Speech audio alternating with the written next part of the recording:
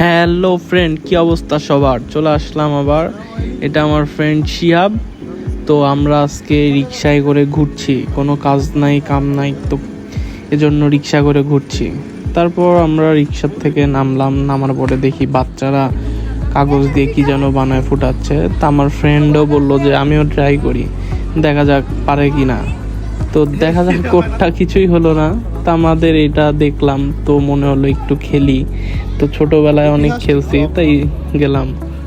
তো উঠতেছি, ওঠার পরে এখন আমরা নামবো। তো এইভাবে নেমে আসলাম। তো আমারটা দেখে ওরও ইচ্ছা করছে যে ও করবে, তো তাই ও যাচ্ছে এখন ওখানে উঠবে। তো ওঠার পরে দেখেন কি হয়। তারপর ও সুন্দরভাবে নেমে আসলো। তারপর আমাদের এটা করা শেষ। তো ভাবলাম যে আর করব না। তো আমরা রাস্তা দিয়ে হাঁটতেছি।